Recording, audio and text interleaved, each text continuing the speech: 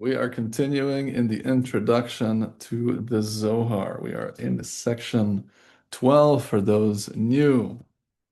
We are learning inside the publication of Magid, Introduction to the Zohar, the wisdom of truth. As a quick review to where we were speaking about the dynamics of the pure levels of consciousness and the impure levels of egoism in our consciousness. We spoke about the dynamics of Torah and mitzvot being a means to draw the lights upon our system to slowly but surely refine ourselves and climb up the ladder. And most recently, we asked, how can one cleave, connect, and align themselves with the Creator? And we clarified that it is through similarity of form. Just as the Creator is said to be all giving, all loving, all compassionate, so too we must be. Now, how does one cleave and connect to an ever present and yet infinite, abstract, formless Creator? You cleave to his attributes. And so we can align ourselves in all of the attributes which show up through the tree of life, through through the Sfirot, whether I'm aligning myself divinely with my chesed, my loving kindness, my gevura, my discipline and healthy boundary, my tiferet, which is my compassion and balance, and so forth, through any of these attributes, because it's said that we are made in the image of God, but Tselem Elokim, and we learn what that Tselem, what that image is through the tree of life. And so we can cleave in all of those attributes, not just, let's say, love and compassion, although those are the main qualities that we generally speak of. That is a short review. We're continuing in section 12. In the chapter regarding the reason the system of impurity and the husks, the klipot, come into being. The husks are the shells that cover our soul. They are the blockages that keep us from receiving the light. And the question is, how could this all-loving, omniscient, omnipresent God create a system of evil, a system of egoism, a system of impurity? Why is it? What is the purpose? How is this connected? And so this is what we are clarifying. Continuing in section 12, the Bala Sulam continues and says, we now understand that the desire to receive, which is embedded in the soul due to the plan of creation, requires repair. We are not saying that the soul in of itself requires repair. We were saying the desire to receive within the soul requires repair. The way that our desire to receive for itself alone, aka our egoism, shows up is that we want to receive for ourselves alone, as opposed to being in service to the other and being in service to Source. And so this is what we are transforming in essence, going from egoism to altruism. And it's embedded in the soul because it is the raw material, it is the potential, it is the means to receive the infinite lights of the Creator. If I didn't desire to receive, if I didn't have an ego, then I wouldn't want to receive from above. That's why my Rebbe's Rebbe says that if we killed the ego, we would be in need of a very big spiritual doctor. Now, there is a value in rising above it. There is a relative notion of starving it. There are different parameters where these ideas does make sense, but ultimately we reinvigorate and revive, actually align, purify, transform the ego into its pure state. That would be the end of the process. In the meantime, I continue. For God has created the two systems, being the system of purity and the system of impurity, aka the Sitra Achra, one opposite the other.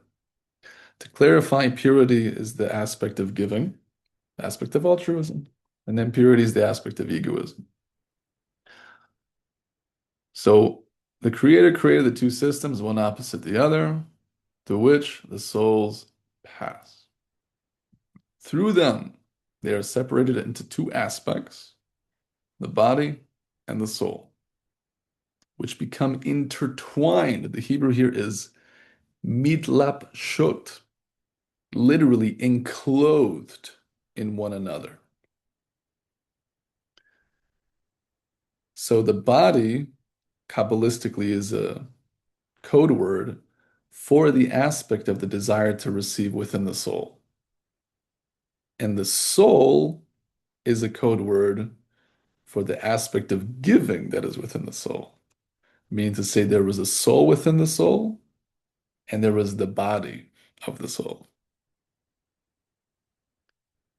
And indeed, our body in its natural form receives, just as this beautiful baby here that we have in the Zoom receives through all of its senses, through sight, through sound, through smell, taste, and touch. Babies given directly by their beautiful cuteness, but not in an intentional, conscious way. That's not a direct way. But we can understand through that base dynamic of how the term body relates to the aspect of receiving. And the soul, which is something beyond, is giving. Benjamin asks, neshama and nefesh, you can make that differentiation, although let us be cognizant that every level of the soul, and there are 5 levels technically, nefesh, ruach, neshama, chaya, and yechida, every level contains 5 levels within it. And I mean, within the next couple chapters, I think he gets into a bit of that technical learning. You have the ruach of the nefesh and the neshama of the nefesh, and etc. And so there are aspects of giving and receiving within every level itself. And so, yes, in general, the nefesh is connected to the body, for speaking generally, and the neshama being more connected to the intellectual, conscious faculties of the being is akin to giving. So, as we like to joke in Kabbalistic circles, in Hebrew, gam v'gam, it's this and that. It's in superposition. It's relative. It depends what parameter we're speaking of. There are multiple parameters here, but you are bringing up a good point there. Kanes is asking about something in Bereshit. Uh, it's an interesting question. I might save it till the end. Just hold on to it.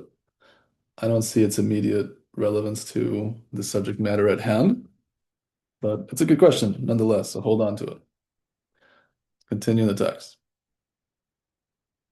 Through Torah and mitzvot, and I'll pause for a second and clarify, the word Torah comes from the language of or, light, and hora'ah, guidance. So yes, I have this book, and I can put it to my third eye and, absorb it into there just like that. It is Torah. There's plenty of Torah books behind me too. But Torah in the abstract sense, in the abstract general definition, is something that guides us to our greatest self-actualization. And so when I help my wife wash dishes, that is more Torah than having this book open and reading it, assuming my intention is to be giving. And my intention here is just because this is great wisdom and it's really sweet and interesting. Maybe I'm just receiving. So if I'm going and grinding against the ego, it's better to, if she asks for the help, close the book and go actually do Torah as opposed to just learning it. So in the abstract sense, It is a light of guiding consciousness that leads us to our tikkun, to our correction, to our greatest self-actualization. Mitzvot, they are the commandments within the Torah, but the word mitzvah translates also with the language of savta. And savta in Hebrew means a bonding, an entanglement, a connection. Meaning the mitzvah in of itself is akin to a channel. And so here you have all of these channels that you can connect to. And it's a channel for what? It's a channel for light. You connect to that channel of light and draw it into yourself. It can help refine the desire to receive in order to be transformed into more of a desire to give. Additionally, the sages say that the reward for a mitzvah is a mitzvah. I get to just give, I get to just serve God and do the mitzvah, and so I get to do another mitzvah. Great. But the Baal Sulam translates mitzvah, it's actually spelled exactly the same as the word mitzaveh, which means commander, because the commander provides the commandments. Okay. But he says the reward for the mitzvah is the mitzaveh. The reward for opening and involving myself in the channel is connecting to that which has provided the channel. More important than the gift is the giver of the gift. So that's just a little bit of Kabbalistic context to Torah and mitzvah. Mitzaveh is the commander, Benjamin. I'm saying that the mitzvot in of itself are channels of light. The Zohar describes them in two ways. It says that there are 613 18 and 613 pikudin. 18 in Aramaic are eitzot in Hebrew, advices. 613 pieces of advice. Advice for what? Advice on how to regulate altruism. Because every mitzvah is either between man and man or man and God. So all of it is actually helping me step outside of myself. Because it's not me. Of course, I can have the intention. Oh, I'm getting my mitzvah points. I'm getting my heaven points. I'm going to get a good report card when I go upstairs. Fine. Good for us to be conscious of that when it's happening so that we can request its alignment. But the advices allow us to step into that higher consciousness of altruism. Once we are there, then the mitzvah transform into the quality of 613 pikudin. Pikudin are deposits. Same way you would deposit something into the bank. Meaning every single mitzvah has a deposit of light. The same way a mango does not taste like a banana, does not taste like a pear.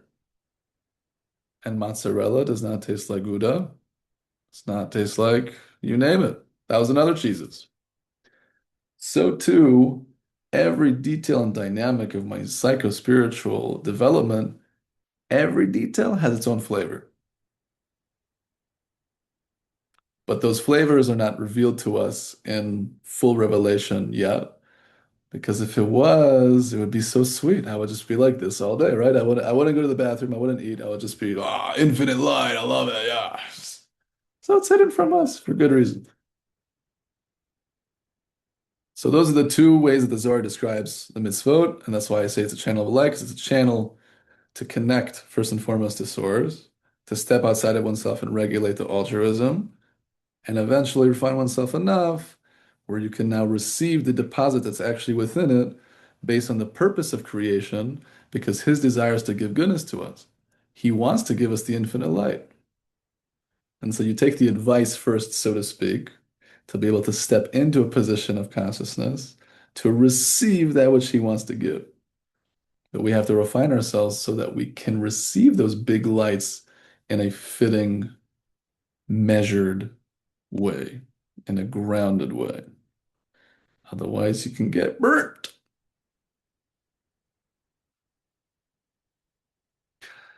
Kainis asks, 613 mitzvah. Seven of the rabbis, yes. The 10 have 620 letters, and 10 commandments contain all mitzvot.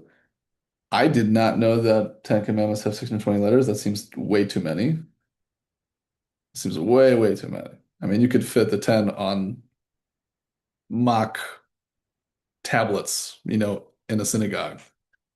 But I could be wrong. If it was 620, that would be amazing because 620 is the gematria of Keter, crown, the highest sphere on the tree of life.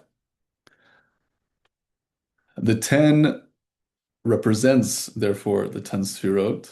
In a way, in fractal form, maybe they can hint to the different degrees and categories that make up all the mitzvot, but otherwise, no, they are considered individual mitzvot within the totality of what the Torah provides. Nice question. Continuing in the text, through Torah and mitzvah, the desire to receive is eventually transformed into a desire to give. Then, after that transformation, the souls can receive all of the good that is in the plan of creation. And they also become worthy of a stronger bond with the Creator, since the service of Torah and mitzvot transform the form of the soul into that of the Creator, and that there's a similarity of form. Just as the Creator is all giving, so too the soul takes on that potential that's already within its expression.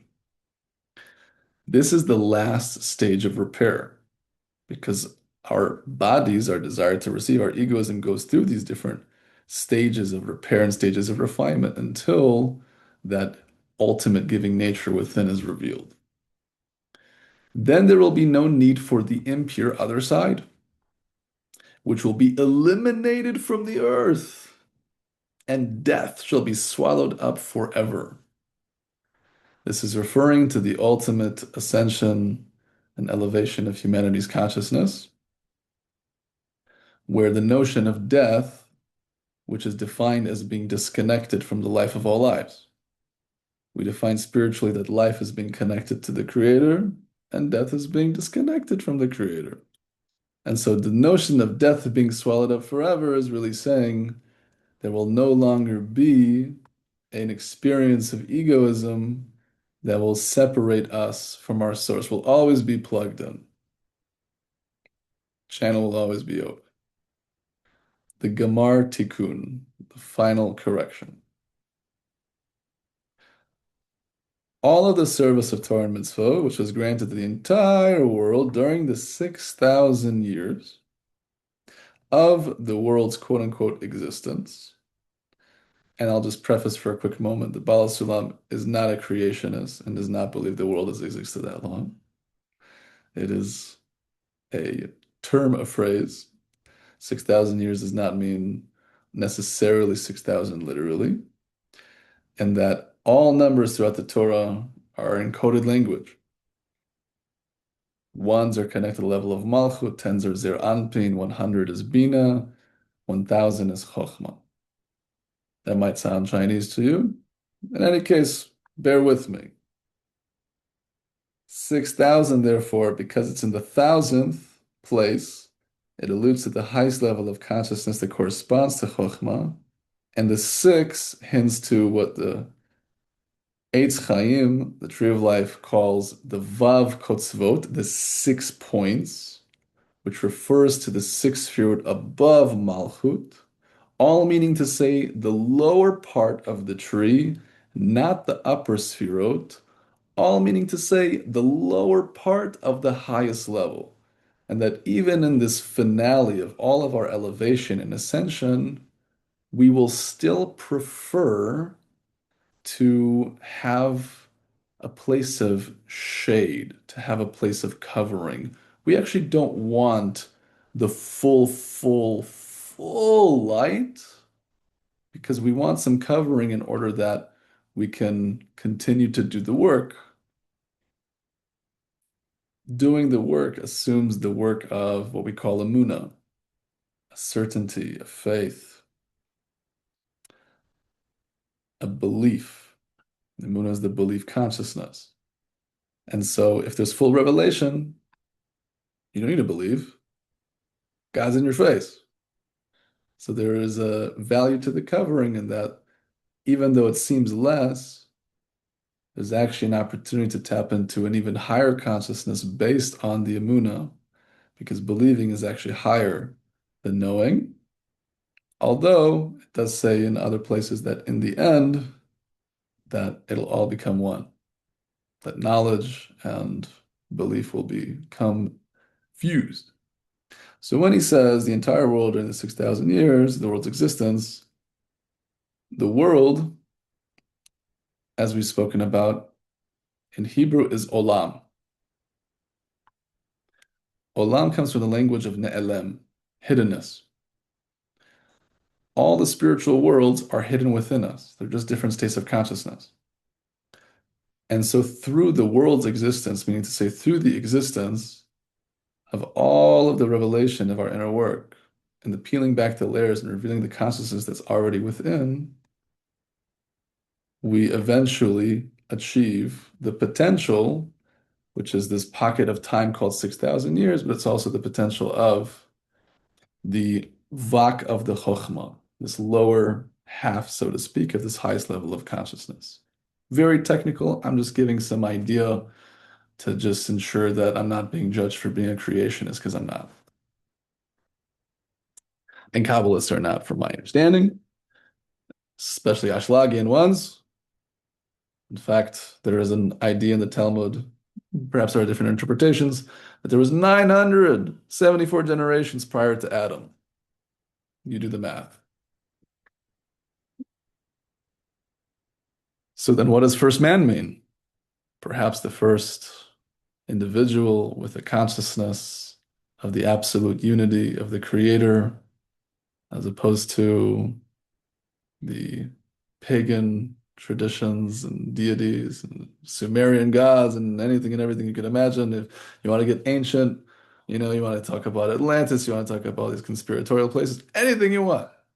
But it wasn't the oneness of the creator, so to speak. There was a different level of consciousness that was revealed within the individual called Adam that made him the first man, so to speak, at least in this phase of humanity's cycling in attempts to correct our souls. All the service of Torah and Mitzvah, which was granted to the entire world during the 6,000 years of the world's existence, and to each individual for the 70 years of his life. Only 70. Oy, boy, boy. I mean, he wrote this, yeah. Let's do the math here. Maybe 80 years ago. So, okay, pretty fair. I think lifespan's increased since then. I think, medicine's been improved. I also think 70 is hinting to the 70 nations within our soul. Whenever 70 is mentioned, it's usually a hint to these 70 aspects. And those 70 aspects are the 7 qualities, the 7 bottom sfirot, Chesed, Gevurah, Tiferet, Netzach, Hod, Yesod, and Malchut. There are 10 sfirot within every sfira. And so these character traits of my love, of my healthy boundary, of my compassion, of my endurance, of my humility, of my connection, of my peace, of my sovereignty, of my nobility, every aspect has all the other aspects within it in fractal form. And so 7 times 10, 70. So there's 70 nations within me that I need to correct. So he says 70 years. What is a year? Year is shana in Hebrew. Years are shanim. Shana comes from the language of shinui, change, of shifting. Today is January 1st for those celebrating. So there's an energy of shifting. It's an energy of change. Because when there's a new year, there's a restart to the spiral of life. 6 plus 1 plus 3 is 10. 1, like special year. Haha, of course. 2026 is the number 26, numerical value of Yud Kei Vav Kei, 4-letter name, Tetragrammaton. So very special. So I think 70 years of his life Maybe he's being just practical in that generation as far as average lifespan. Perhaps he's also hinting to what the 70 shifts, the 70 changes that we also need in our inner being. Because normally in Judaism, we say, may you live till 120. So Moses lived till 120. So that's generally the word, but okay, 70. And to each individual for the 7 years of his life is for the purpose of bringing about the final stage of repair, in which people's forms become equated with that of the Creator as discussed. Our final form, shout out Dragon Ball Z fans, final form, anyone? One. Our final form is absolute unity with the quality of the Creator. This also explains how the system of husks, the shells, the blockages, and impurity emanate from the Creator's sanctity, which was a question that we asked prior. How is it that this notion of the Creator, who is holy, holy, holy, the ultimate holiness, and we define holiness as giving, because the definition of Kedusha in Hebrew of holiness is something unique, distinct, and separate. And so, what is the ultimate distinct quality in creation? Because the inanimate and the plant and the animal and the speaking levels of creation all receive. So, what's the unique quality in contrast to the receiving that the universe has? Giving. So, how is it that this purely giving force emanates this system of pure reception of pure ego? So he says this also explains how the system of husks and impurity emanate from the Creator's sanctity. They are a necessary precursor to the creation of bodies, which can then be repaired, being the desire to receive through Torah and mitzvot. So the body being the model or a hologram, so to speak, for the desire to receive, is now able to receive these forms within its being in order to refine and repair and align it to now fulfill the purpose of creation. The purpose of creation being the Creator's desire to give goodness to us. So if it wasn't for the body, if it wasn't for the ego, we wouldn't be able to refine something to come to a position of a fitting vessel to receive that infinite light. If bodies with a defective desire to receive had not emanated from the system of impurity, we would be unable to repair them, since a person cannot repair what he does not possess.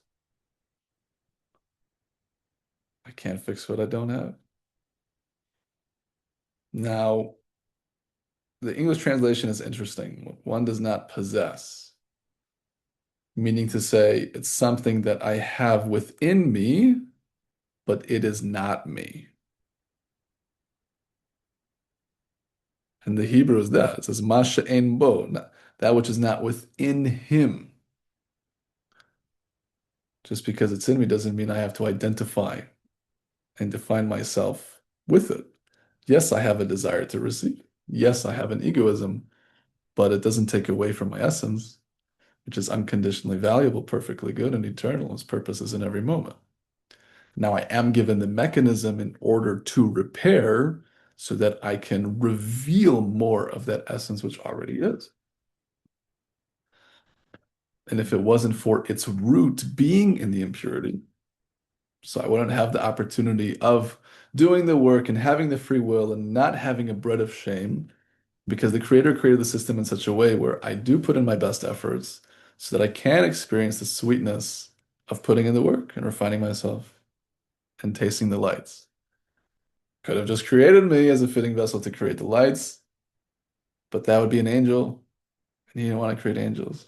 He created man. That's section 12.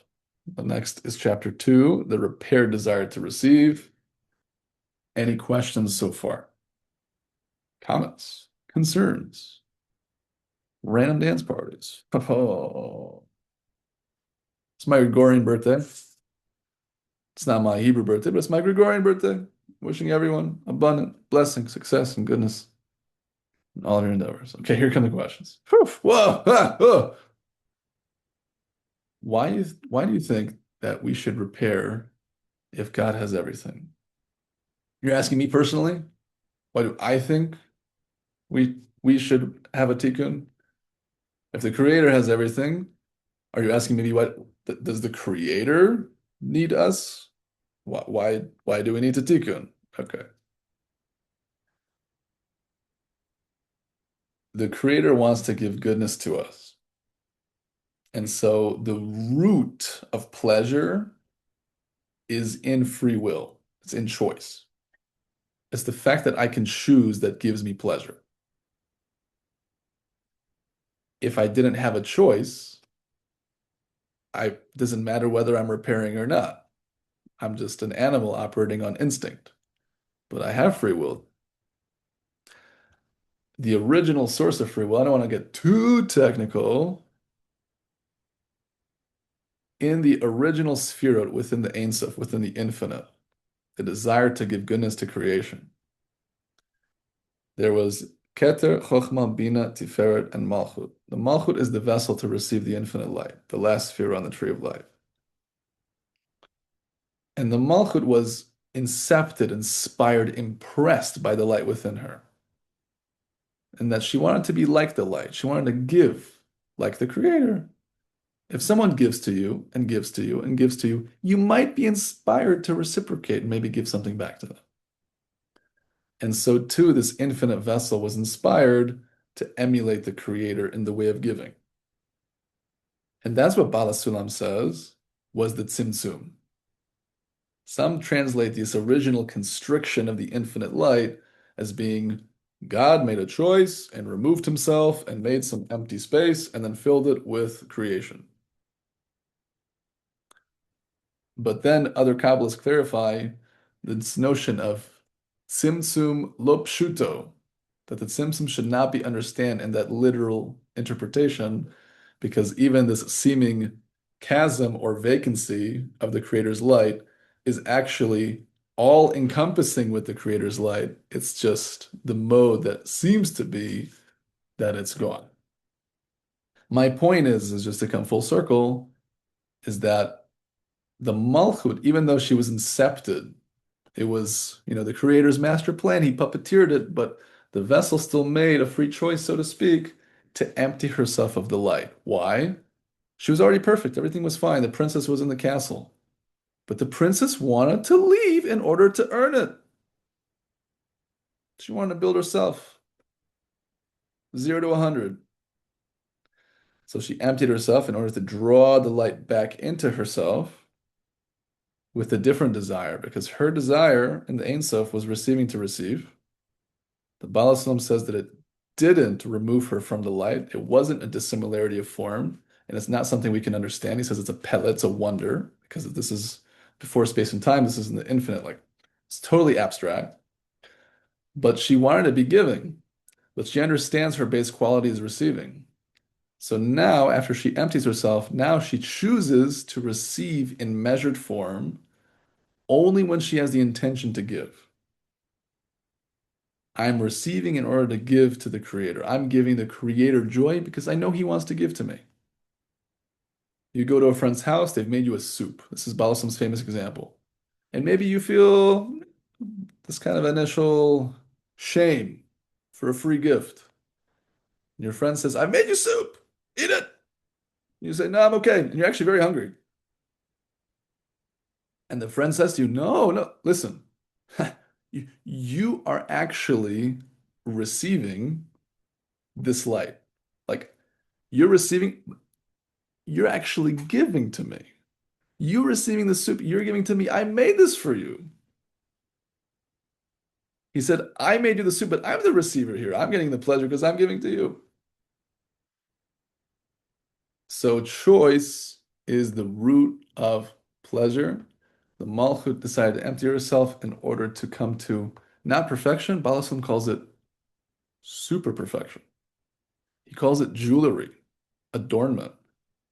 A woman is perfect in of herself, but the jewelry and the makeup is an adornment. She can express herself even more. And a man likes to adorn his woman. There's this deep spiritual root for that. And so, why should we repair? Why does God want us to repair if He has everything? Because He wants to give goodness to us. And He made the system in a way that because we have the free will to make the repair, that we'll actually experience the greatest light based on our efforts. Does that answer your question? Good. Sandy's asking, how/where does helping others repair come in the process, or can we? We can sure try. But my Rebbe's Rebbe would like to say, prepare yourself. Now, it can be that helping repair others is part of one's own repairment process. So I can be sensitive to my own elevations being the service and support for the other. But it's often the case, if you really checked out your intentions, speaking for myself for sure too, when one is trying to help others repair, let's say give spiritual advice, it's actually coming from a place of ego. I'm just trying to control or influence in a way where now they're changing, and now, that's in my merit. I help them repair. Shoo! God loves me. So that doesn't mean you shouldn't help them. If anything, the action gives you the opportunity to observe where you're at. And now I can, okay, so I could see my ego here and there, and I could ask the creator for assistance in refining and aligning that.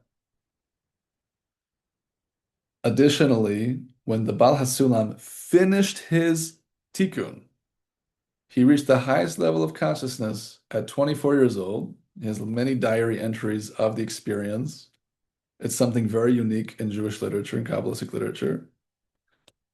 And he came to his Rebbe when he achieved this final form. And there was two other gentlemen who also received this full enlightenment. And the two gentlemen came first, and they said to the Rebbe, the Belzer Rebbe at the time, "We did it. We finished the job." And the Rebbe said, "Okay, what's next?" And they were confused. They're like, "What do you mean? We're done." And the Rebbe's like, "Okay, fine." They were a bit confused, but then, they walked away. And next, Rav Ashlag comes, the Baal HaSulam of blessed memory, says the same. "Rebbe, I finished the job." He says, "Okay, what's next?" He said, finally, now that I've finished my tikkun, now I can help others with theirs. Now that I finished my tikkun, he actually connects himself in a very intimate way to the collective consciousness. And there's a whole other portals and doors open where he knows intimately who or what needs prayer, what type of work needs to be done. Rabbi Nachman, for example, who was for sure at such levels, would speak out certain wisdom and teachings because he knew there were certain negative decrees in higher states of consciousness in the heavens, and he spoke it out not for anyone's benefit on earth. Rather, he was just speaking it out because he was refining and correcting things way beyond anything we could imagine. And so when these individuals reach these states, now they can help others repair. That hurts me, right? Because I'm a coach. I help people all the time. I help them transform. Like, well, do I help people? Yeah. I give them tools, ideally, so they can actually help themselves in continuing and doing the repair, right? Canis, that answers your question? Oof, double, extra credit. Canis, the evil happening in the world are due to husks. Most wars and hate division are in the name of God. How come? If yes, how to repair? The evil at large is a product of husks. It's a product of misalignment. Wars are a product of the internal warfare that we have within our own consciousness. If you see warfare externally, it's because there was a warfare inside. With that said, it gives us a great responsibility to heal, align, and elevate the aspects of giving within us in order that we can do I'll use another culture's language because I appreciate the spiritual warfare. I don't know if the word is not coming to mind immediately in Judaism, but spiritual jihad, let's say as it relates to the mystic understanding, as far as Sufism is concerned, is internal. Everything's internal. It's inside. It has nothing to do with anyone else externally. And so, for sure, our own klipas, if I have aspects of chaos that are running amok and terrorizing my internal experience and space and keeping me from full expression and keeping my good aspects hostage, then I'm going to see those realities in the world. If I'm making those alignments within, then I will see the healing externally too, as within, so without, as above, so below. So it gives us a great responsibility. It's actually a very bitter point because it really points the finger back at us. And I'm not saying this is necessarily something that we should absolutely do because everyone should really gauge where they're at mentally because I do advocate for healthy before holy. But my Rebbe has gone as far as to say, for sure, with the sensitivity, where is someone spiritually? Know where you're at because, it could lead to mentally difficult processes. But when we see atrocity happen or catastrophes and so forth, we can ask ourselves, based on the mirror principle, how was I variable to this spiritually? Am I speaking ill of others? Am I judging others unfavorably? Am I speaking lashon hara, right? The evil speech, evil eye, whatever the case. How am I murdering others with my energy, with my judgment? You name it. We have the opportunity to reflect. If yes, how to repair it, right? I hope I answered that question on how to repair it, that it all starts with him. They're in the name of God because there is a great nuance to spirituality. There's a reason the sages in the Talmud say that the Torah is either an elixir of life or a potion of death. Someone is not learning it and connecting to it in order to draw the lights upon themselves, to transform and refine oneself to become a better person, then all the information I'm learning could just make me the greatest egoist on the planet. Look at me, chosen people, the whole world's on my shoulders. Ha ha, doing God's will. When that's totally counter to the intention of refining and being able to be in service and support, being able to teach, being able to step above the ego as opposed to we're on top. Just as a tie into socio-political challenges,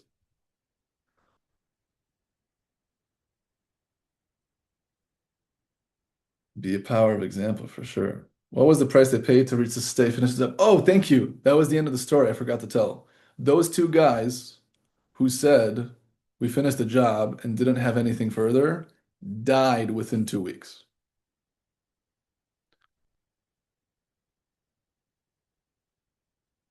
Mazel tov. I mean, they finished the job. Okay, they're young, they have families. Okay, but they're dead. So why be here? Bala Sulam continued to live until 69. Why? Because he had more work to do. There's always more work. Really, even if there is a final correction, the ladder is infinite. So much so that the Vilna Gaon, the genius of Vilna, was a great rabbi and Kabbalist of the 18th century, was asked, if you're already at such a high level, like, what's your challenge? What's your ego? What's your evil inclination? And he said, yeah, like the whole thing in Kabbalah, like Ein Sof, like the infinite. I want to know what's beyond that. I want to know like the things that we don't even talk about. I want to answer and contemplate the questions of like who created God type of stuff. I want to get to the heights of the heights of the heights because it's not even a question. It's just so who knows? Saying in terms of the how high the ladder goes and what it looks like. Now, in the Bala Sulam's case, he achieved this final correction in Eastern Europe. And when you change your place of living, you change your mazal, your constellations, and the channels of your quote unquote qualities, lack of better words, destiny, which we can always rise above based on our merits and our inner work and Torah and mitzvot and so forth. When you change your place, you basically reset. And there was a moment where the Bala Sulam also had such a revelation many years later. I want to say something like 8, 9 years later. I think, yeah, 33 years old. There was some revelation he received where, like, I'm actually done with my job here. I did 9 years later after the initial completion. I've done all that I can here. The only way to continue living is to move to Israel and like basically restart my level. And he told his wife, he was explicit with her. He's like, I'm gonna die if we don't go, basically. Like I assume he chose his words wisely. And they did, and they went, and he had to have some type of reset and continue the work. And only then, after did he write the master commentaries that he is known for, being the Sulam, this master commentary on the Zohar, and the Talmud Esor Sfirot, the grand commentaries on the writings of the Arizal, the Tree of Life. Do we have any mapping or topology of a full alignment? Is this any projection from the mitzvot? I don't know what you're asking. Can I unmute you? Can you maybe clarify the words? Hello, hello. Yes, I thank you. Yes. I mean, when you speak about alignment, I see it Mhm. like an alignment to the throne, okay? Meaning that it's a series of, let's say, of correction. You call it correction, or let's say perfection. It's a small perfection aligned together. Do we have, let's say, a mapping or a map that says this is the where we should work on, this I should work on, this I should work on to get a full alignment? This is my question. Good question. We are in the midst of making that map because of what we call the diaspora. We have been in exile for 2,000 years. Any notion of a map has been, there's only so much that the Arizal was able to do with orating the Tree of Life in a year and a half. So slowly but surely through time, especially because all these Kabbalistic masters have unique soul roots. So this master is speaking about all sorts of alignments actually more catered to Chesed, and this one is actually speaking about Gevurah and so forth. And so you consider the psychological models that are being revealed today as they pertain to Kabbalah, and you see that there is relative topology, there's relative interconnections and understanding of what it looks like, but it's still being mapped together. It's still a process of coming back to the unification of consciousness that represents the ingathering of the exiles back to Israel symbolically. So, to my pain, nothing like super explicit that really paints out like chapter by chapter. This is exactly what it looks like. It's more high level, it's more abstract, it's more kind of general theory. We're putting it together, and you're part of the process. There you go.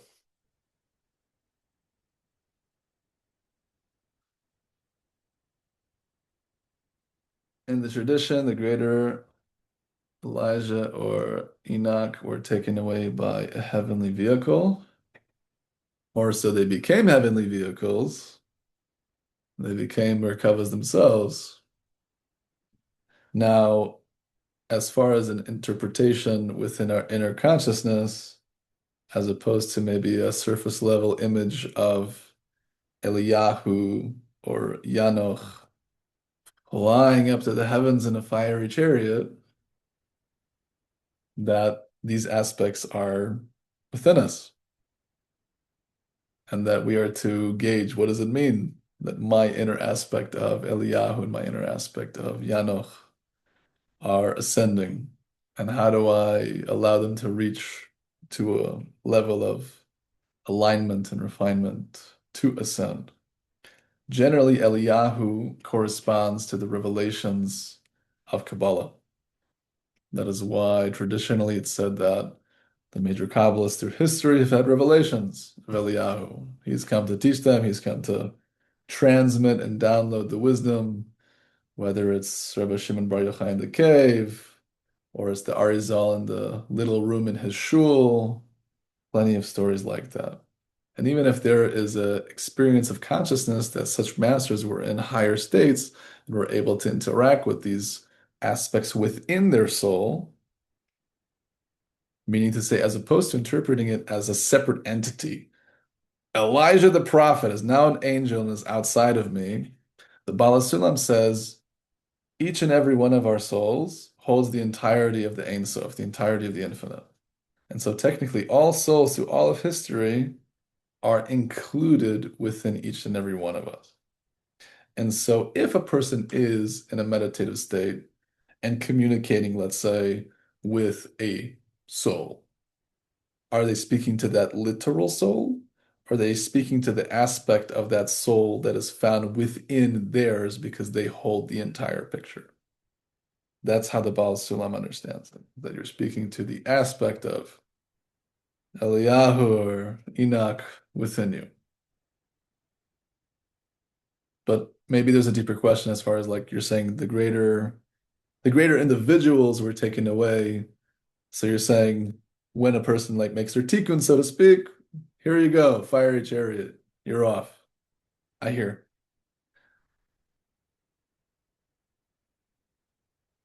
I suppose maybe it's relative to the generation and the needs of the tikkunim of the collective consciousness.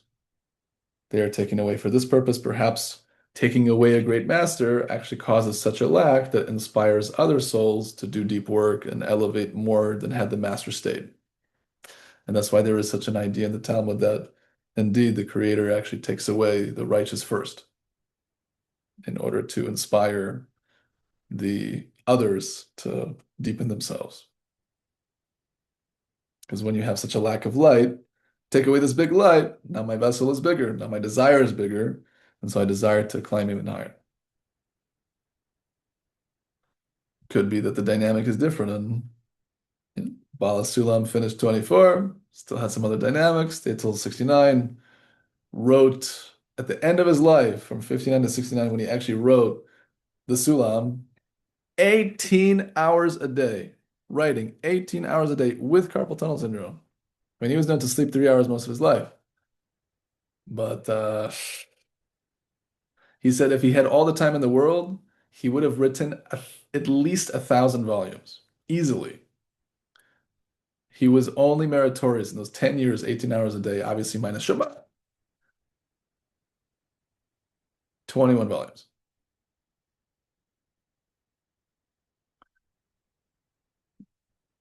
Quite infinite.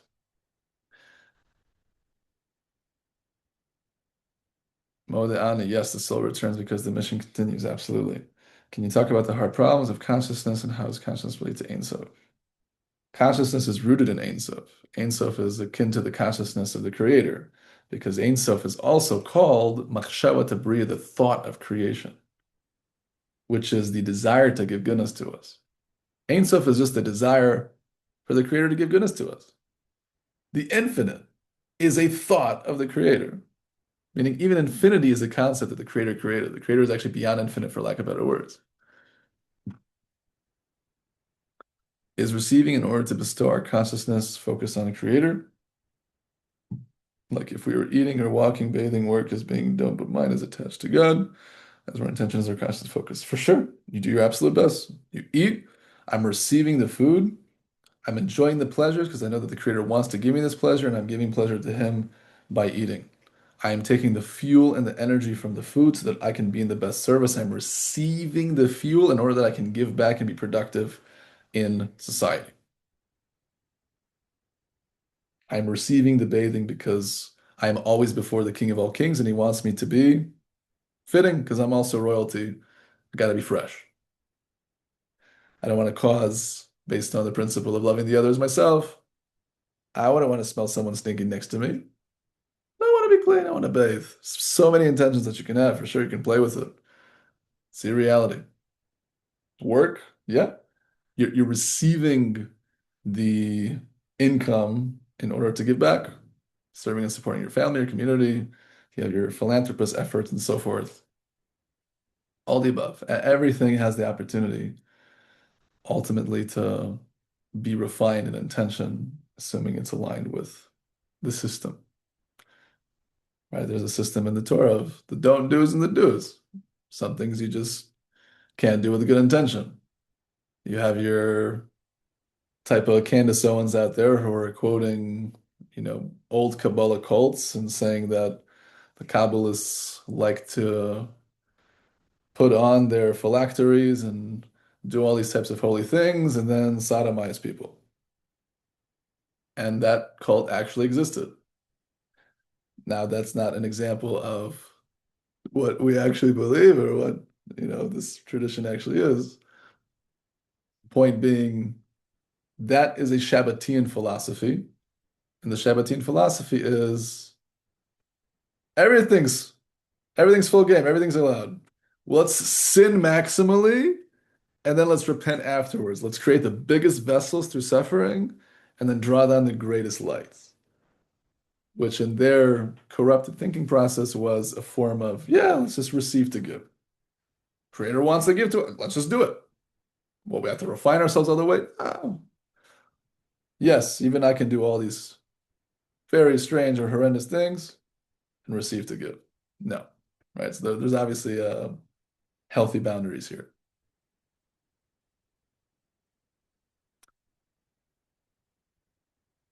Awesome. For those on the Instagram, 35, 37, 38 of you, if you've enjoyed this and you want to be involved and ask questions in the chat, because I can't, back and forth, join the Lion Tree coaching community. It is free to join. It is in the link in my bio. And you can check out all the former recordings as well as other classes, mini courses, meditations, and the like. Do join us. Any other questions from the Zoom? Yes, no, maybe so. Reading Kabbalistic books attracts light that reform. Yes.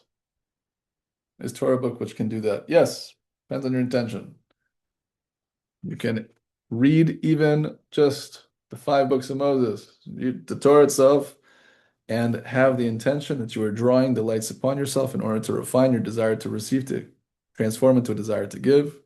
You can enjoy the lights in real time and think of the Creator as you do that process, whether it's a Kabbalah book or whether it's something more seemingly surface level. So he says, and there is no need for Zohar or Talmud or Sfirot.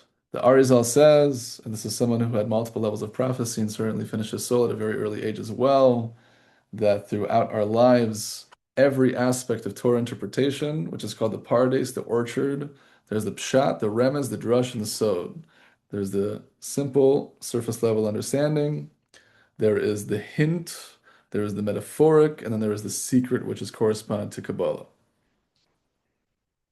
He says the soul needs all 4 levels to have its full correction.